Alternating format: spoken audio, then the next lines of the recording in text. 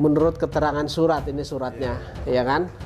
Ini suratnya, mereka mengatakan bahwa tanggal 2 Oktober tanggal 2 Oktober itu saya katanya sudah dikirimi surat relas pemberitahuan terhadap hasil putusan tersebut melalui surat kilat tercatat, begitu, ya kan? Nah, cuman surat tercatat itu katanya kembali lagi karena alamat saya itu tidak dikenal, gitu. Mengirim surat kemudian ke rumah saya tidak tahu alamatnya kan tidak mungkin, ya kan? Itu. Kemudian security ada 24 jam. Kemudian lingkungan sekitar ini juga mengenal saya, begitu. Dan jelas jangankan surat-surat yang lain kenapa bisa sampai, tetapi surat yang begitu penting terhadap hasil putusan ini dikatakan alamat saya tidak dikenal. Kalau toh tidak dikenal, tentu surat dari Mahkamah Agung ini juga tidak nyampe, alamatnya sama. Itu yang menjadi tanda tanya besar terhadap saya, ada apa? Tetapi karena saya ini ya cukup lama beracara dan cukup lama jadi pengacara, saya tahulah intrik-intrik jahat di pengadilan ini. Sehingga mungkin dugaan saya bukan tidak diketahui, tetapi itu disengaja. Oleh karena itu sungguh lucu ya jika alasannya bahwa karena kan teras pemberitahuan tidak sampai ke Pak Azeni karena alamat tidak kenal. Padahal ini alamatnya ada nomornya sudah jelas dan Pak Azeni rumahnya berada di lingkungan kota wisata ya, yang pastinya ini sudah cukup terkenal gitu ya, terkenal luas gitu ya. Pak Azeni bukan tinggal di pegunungan, bukan di tempat terpencil, bukan di desa yang cuma mencantumkan nomor RTW saja. Ini ada nomor rumahnya, klasternya apa sudah jelas Pak ya. Tapi alasannya bagaimana bisa dengan alasan alamat ini tidak dikenal gitu Pak ya. Ya, security kan 24 jam. Di security itu ditanya nama saya aja, di sana kan juga ada nomor sekian-sekian tuh ada yang nggak dikenal. Apalagi saya sudah cukup lama berada di alamat ini. Security itu udah tahu semua Pak. Kalau misalnya mereka datang ke sana, mereka mengatakan akan ke rumah saya, jangankan mereka tidak tahu, mereka ngomong saja diantar Pak ke rumah, ke saya, ke alamat saya.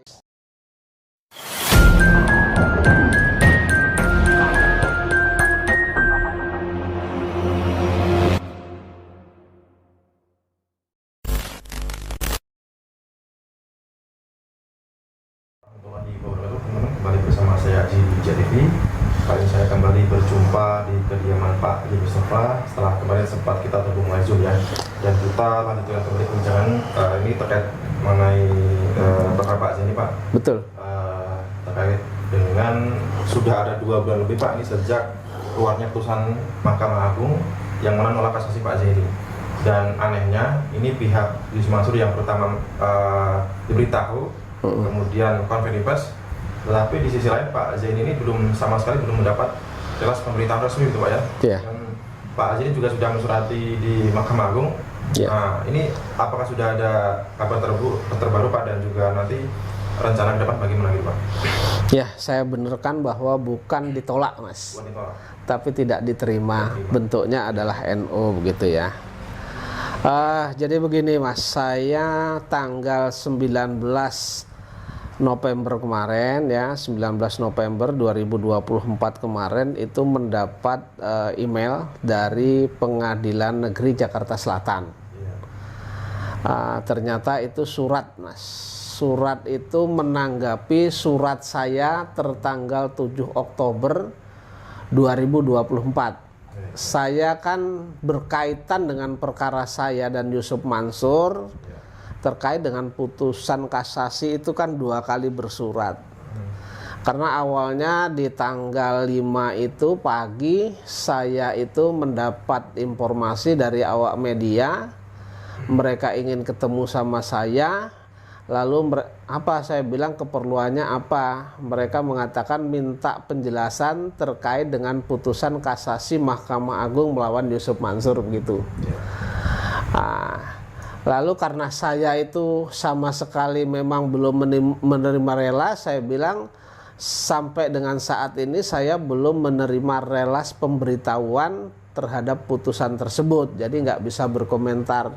Tapi ternyata beberapa awak media, beberapa wartawan itu tetap menemuin saya, ya penjelasan saya sama, bahwa memang saya belum mendapat relas pemberitahuan terhadap putusan, apalagi putusannya kan begitu Mas.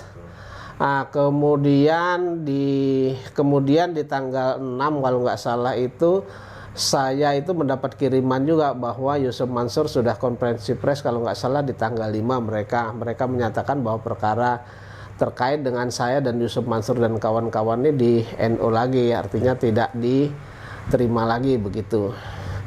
Nah, kemudian saya tanggal 7 itu bersurat kepada pengadilan bersurat. Jadi satu surat tetapi saya tujukan kepada Ketua Mahkamah Agung Republik Indonesia, kemudian Ketua Pengadilan Negeri Jakarta Selatan. Intinya mempertanyakan terkait dengan putusan Mahkamah Agung tersebut. Maka saya lampirkan juga pemberitaan-pemberitaan di media itu begitu. Kemudian sampai tanggal 17 kok belum ada jawaban. Kemudian saya bersurat lagi tertanggal 18 itu saya bersurat lagi. Kemudian juga belum ada jawaban. Cuman di tanggal 31 Oktober itu ada jawaban dari Ketua Mahkamah Agung yang menyatakan bahwa memang benar telah diputus, kemudian berkas perkara sudah dikembalikan kepada Pengadilan Negeri Jakarta Selatan begitu. Kemudian karena kesibukan saya juga belum sempat lagi bersurat setelah tanggal 18 itu, ternyata tanggal 19 November kemarin saya mendapat surat. Itu melalui email, jadi surat itu di email kepada saya, mereka mengatakan bahwa saya itu sebenarnya sudah dipanggil, sudah diberitahukan katanya. Menurut keterangan surat, ini suratnya, ya kan? Ini suratnya, mereka mengatakan bahwa tanggal 2 Oktober tanggal 2 Oktober itu saya katanya sudah dikirimi surat relas pemberitahuan terhadap hasil putusan tersebut melalui surat kilat tercatat begitu, ya kan? Cuman surat tercatat itu katanya kembali lagi karena alamat saya itu tidak dikenal begitu. Oleh karena itu kemudian tanggal 16 Pengadilan Negeri Jakarta Selatan itu mengumumkan tentang relas pemberitahuan ini di Balai Kota ya, Balai Kota Jakarta Selatan gitu.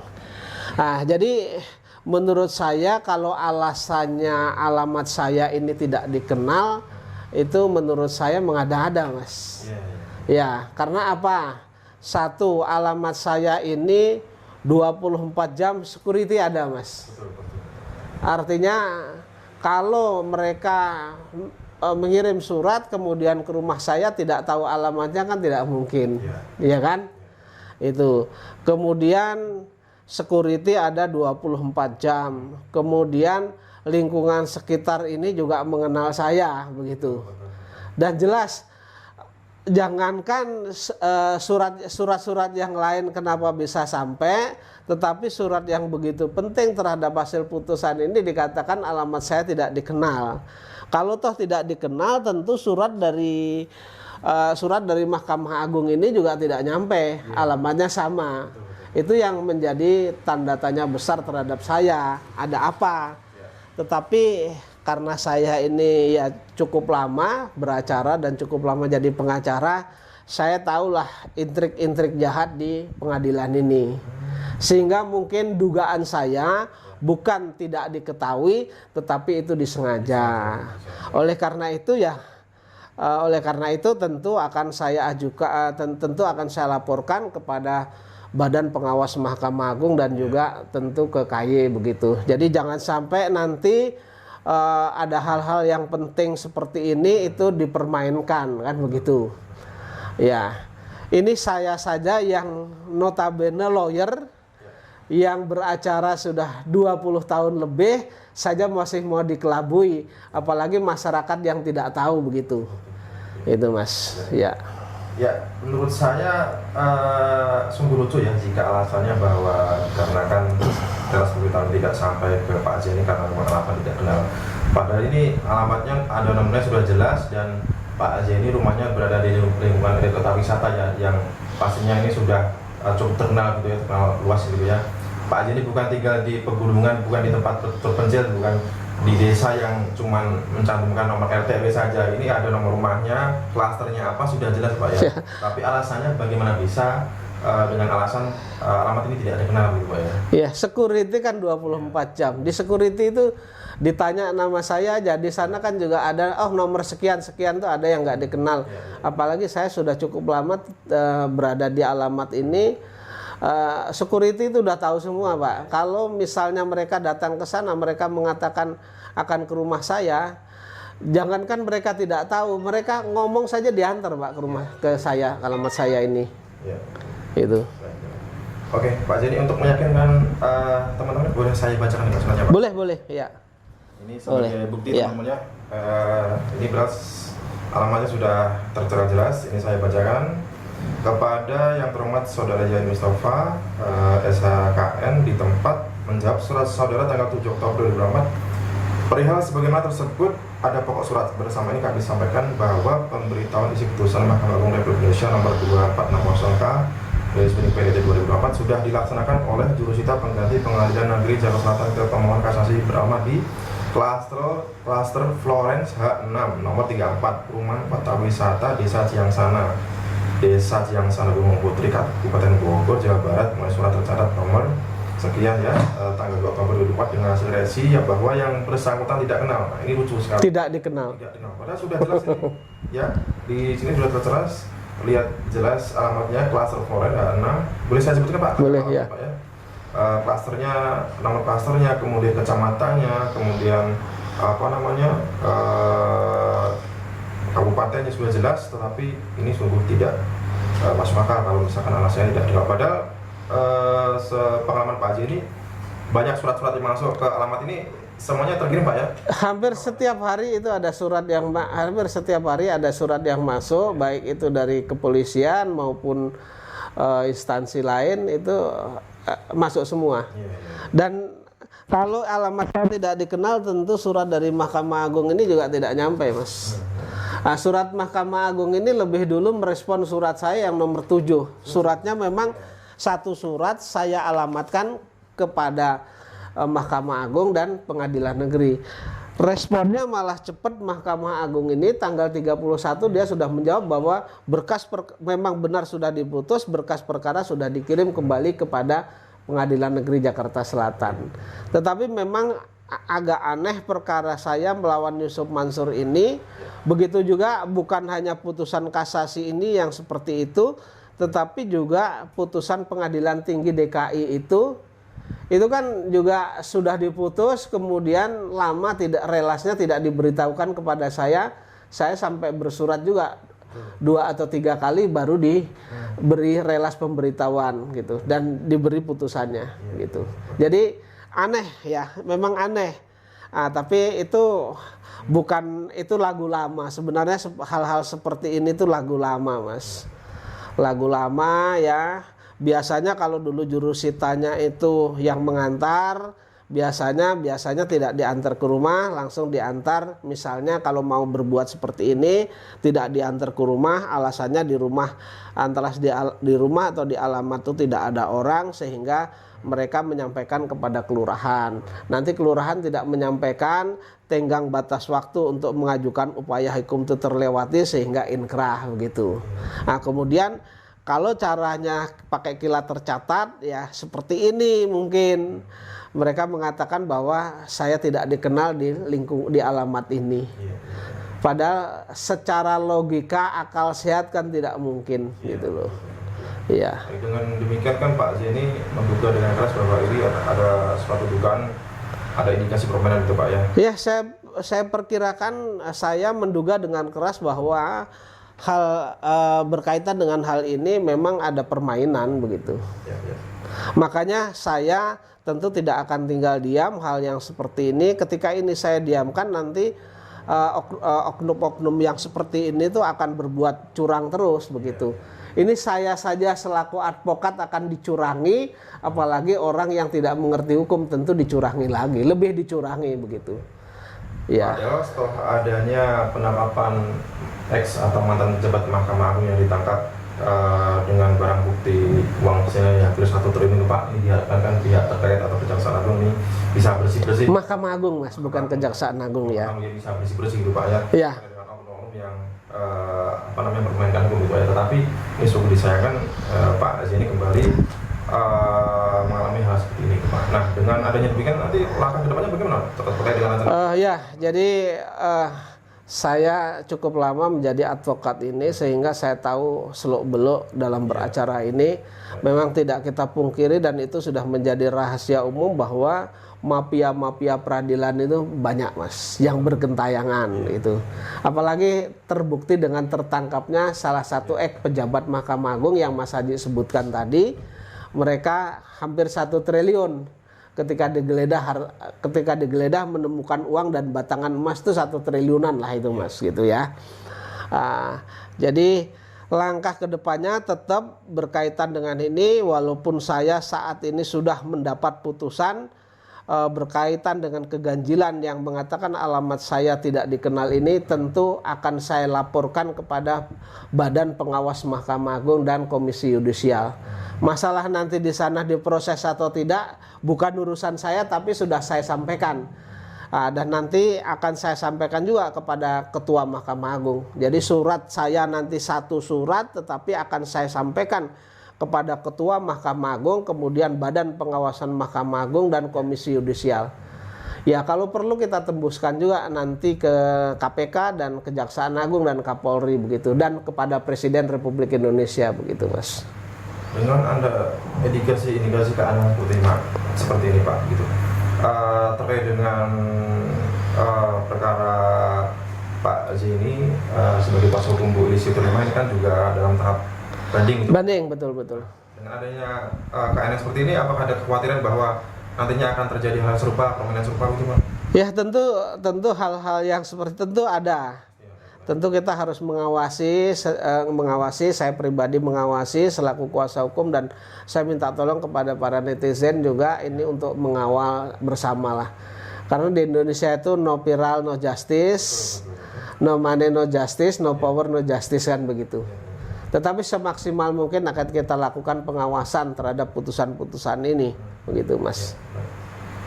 Ada salah satu artikel berita dari hukumannews.com ya yang memberi judul bahwa sebenarnya apa rahasia isu Mansur yang kerap kali memenangkan kasus hukum itu ya. Di sini tulis dalam banyak kasus hukum isu Mansur dan tim hukumnya memang lihai memainkan strategi hukum gitu ya. Mereka kerap kali memanfaatkan celah hukum untuk mempertanyakan kewenangan pengadilan dalam menangani perkara. Dalam kasus ini misalnya MA memutuskan bahwa Pengadilan Negeri Jakarta Selatan tidak berwenang mengadili atau yurisdiksi yang tepat untuk mengadukan sebesar itu. Sebuah langkah yang jelas menyelamatkan isu Mansur dari ancaman kerugian besar. Kalau di sini narasinya bahwa isu Mansur itu kerap kali bisa memanfaatkan celah hukum untuk mempertanyakan kewenangan, atau mungkin dia mempunyai banyak akal itu Pak ya. Yeah. Dan kalau menurut kita semua Pak, narasinya sepertinya memang Yusuf Mansur ini dari awal membuat investor ini sudah direncanakan sedemikian rupa gitu ya. Yeah. Supaya nanti ketika terjadi kasus hukum Yusuf Mansur mempunyai celah-celah untuk lolos gitu ya.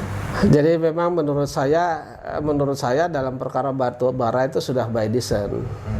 Artinya sebenarnya perkara batu bara ini akan sulit dibawa ke jalur hukum karena memang sudah ada by design, sehingga ketika salah satu ketika ini jadi perkara itu yang akan kita gugat dan lain sebagainya teman-teman sendiri. Itu kan kalau orang timur itu kan merasa ewoh perkewoh. Yeah. Cuman saya karena di sini menegakkan suatu keadilan, maka saya buka, dan tujuan saya adalah menghentikan suatu kejahatan-kejahatan yang seperti ini begitu Mas. Tetapi kalau dalam perkara saya ini artinya sebenarnya kalau saya lihat dari materi perkaranya sebenarnya bukan pandai memainkan celah-celah hukum, tetapi dipaksakan untuk memaksakan yang sebenarnya tidak harus tidak bisa dijadikan alat bukti untuk saya, tetapi dipaksakan menjadi alat bukti. Makanya ini perlu kita uji ke peninjauan kembali begitu, Mas. Karena ini kan yang tetap yang menjadi alasan mereka bahwa Pengadilan Negeri Jakarta Selatan tidak berwenang mengadili perkara ini, begitu ya. Itu kan salah satu alat bukti yang dibuat oleh orang lain dengan BMT, bukan terhadap saya. Dan dalam hal ini bahwa sebenarnya ini investasi konvensional gitu Pak ya, ini dibuat akadnya seolah syariah gitu ya. Betul. Setelah terjadi kasus hukum ini pihak Bujang Mansur berdalih bahwa yang berwenang adalah pengadilan agama. Ya. Investasi ini bukan investasi syariah. Sama sekali tidak ada syariahnya. Justru menurut saya adalah akad setan. Ya. Bukan akad syariah. Kalau akad syariah itu kan sesuai dengan tuntunan sunnah dan rasul, begitu ya.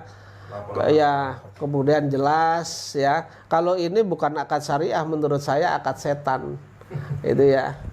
Jadi hukum biasa saja sebenarnya enggak gitu loh. Hukum formil yang berlaku, hukum positif yang berlaku saja itu tidak diterapkan.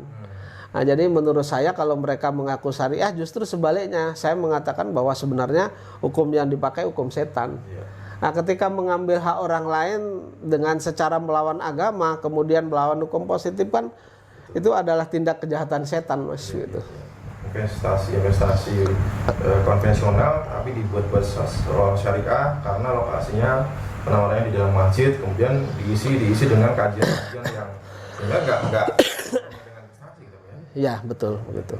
Baik Pak, mungkin ada. Dan yang selalu dijual oleh Yusuf Mansur adalah pondok pesantren Daku. Untuk menghidupi pondok pesantren Daku, untuk operasional pondok pesantren Daku, untuk pengembangan pondok pesantren Daku. Padahal santri-santri di sana sendiri kan juga dipungut biaya. Jadi apa benar itu begitu? Kita bertanya nih sekarang, apakah benar? Menurut hemat saya sih tidak benar begitu, sesuai dengan fakta yang ada kan gitu. Narasinya yang selalu disampaikan bahwa selain dapat keuntungan tapi juga dapat pahala gitu. Dapat pahala sedekah karena memang sebagian keuntungan investasi ini diserahkan kepada ibu. Ya, jadi bahasanya kalau anak mau kaya sendiri gampang, dia bilang gitu. Ini tinggal masukkan ke bank, dapat pinjaman dari bank, aneh kaya sendiri. Tapi maunya aneh kayaknya bareng-bareng malu gitu. Main ente siapa deh gitu. Yang kaya dia sendiri Pak ya. Padahal yang kaya dia sendiri sampai sekarang dari 2009 terakhir 2010 uang kita tidak dikembalikan. Gitu. Baik Pak. Mungkin ada statement penutup dari Pak terkait dengan. Enggak, jadi begini.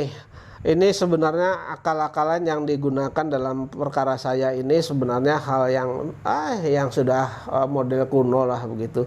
Tapi untungnya kan dia melakukan hal seperti ini bukan terhadap putusan banding. Kalau putusan banding misalnya sampai lewatnya misalnya 14 hari kan saya tidak bisa mengajukan lagi, Mas. Tetapi untungnya ini adalah putusan kasasi sehingga waktunya 6 bulan. Kalau toh sudah kemakan beberapa bulan masih ada sekitar 3 bulan lebih lah, 3 bulan setengah, artinya saya masih punya kesempatan untuk mengajukan peninjauan kembali, dan saya akan melakukan peninjauan kembali terhadap perkara ini, Mas, begitu. Bertekad bulat akan mengajukan peninjauan kembali, dan kalau nanti putusannya masih tetap sama seperti ini, saya akan menuruti putusan pengadilan ini mengajukan gugatan melalui pengadilan agama. Jadi proses lagi walaupun panjang tidak masalah karena ini kan memperjuangkan hak gitu. Baik, kita dukung terus supaya Pak Zeni dan intinya ini pertarungan belum selesai. Perjuangan belum, masih panjang. Iya. Dan ini sekali lagi saya tegaskan teman-teman yang saya sebagai seseorang yang juga istilahnya baru dulu pertama kali mencari alamat Pak Zeni sendiri juga tidak ada kesulitan gitu ya, tetapi sekelas istilahnya dari Mahkamah Agung mengatakan bahwa alasan alamat ini tidak kenal badal, di sini sudah tertera jelas alamatnya, punya kecamatan, kelurahan dan macam. Bukan hanya tidak masuk akal, sangat tidak masuk akal. Ya. Baik, terima kasih. Oke teman-teman, sekian perbincangan saya dengan Pak Zeni Mustafa. Kita lanjut di perbincangan selanjutnya. Saya jadi dan Pak Jerry Mustafa dari Kota Wisata mengucapkan terima kasih. Assalamualaikum warahmatullahi wabarakatuh.